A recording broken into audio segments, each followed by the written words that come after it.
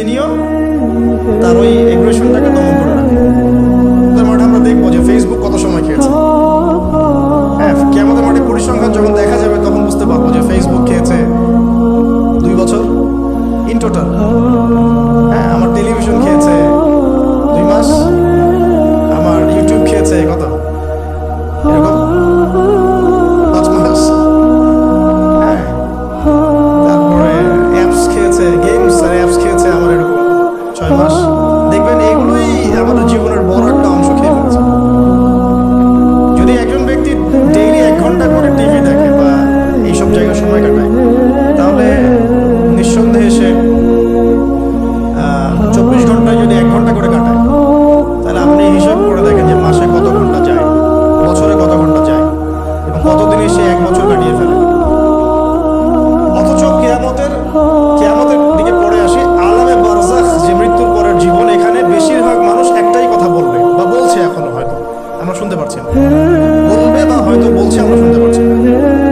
সেটা কি?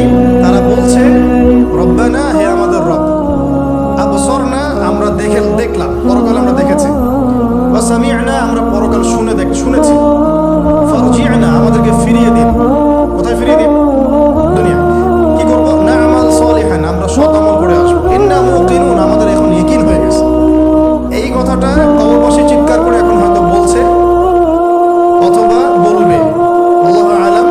আল্লাহ পাক সূরা আলিফ লাম মিম সিজদার মধ্যে একটা নাযিল করেছেন, রব্বানা, হে আমাদের রব, আবসরনা ওয়া সামি'না ফারজি'না না'মাল সালিহান ইন্না মুকিনুন। হে আমাদের রব, আমরা দেখেছি পরকাল, আমরা শুনেছি, বুঝেছি, মানে ইন্দ্রিয় দিয়ে পরকাল উপলব্ধি করেছি। এখন আমাদেরকে আল্লাহ একটা বারের জন্য আপনি দুনিয়ায় ফিরিয়ে দেন, না'মাল সালিহান, আমরা সৎ আমল করে ফিরে আসবো। আল্লাহ পাক কিয়ামত পর্যন্ত আল্লাহ পাক বলছেন যে সুয়ের ছিদ্র দিয়ে উট যদি বের হতে পারত, তাহলে এই সুযোগটা আল্লাহ দিলেন। সুয়ের ছিদ্র দিয়ে কি উট বের হতে পারবে? অতএব আল্লাহ পাক এই সুযোগটা দিবেন না। সো আমরা এখানে টাইম অনেক ওয়েস্ট করছি।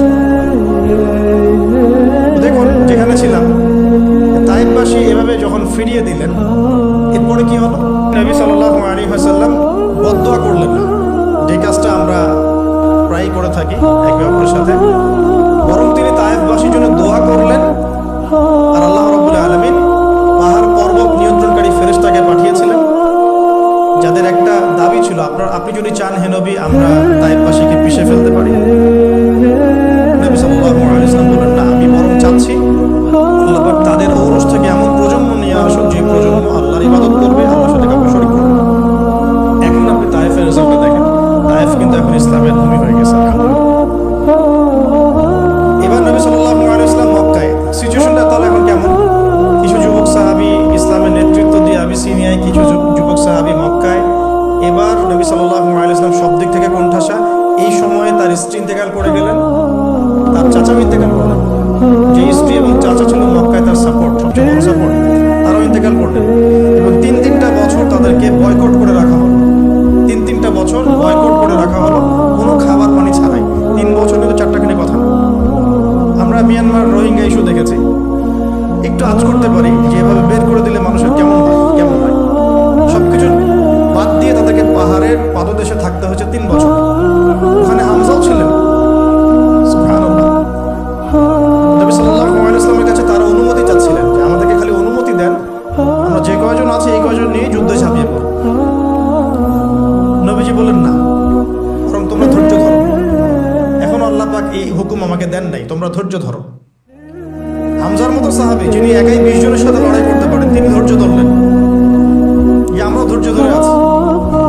সিচুয়েশন ডিমান্ড, একটা কথা, সিচুয়েশন যেমন সেভাবে রিয়েক্ট করতে হবে।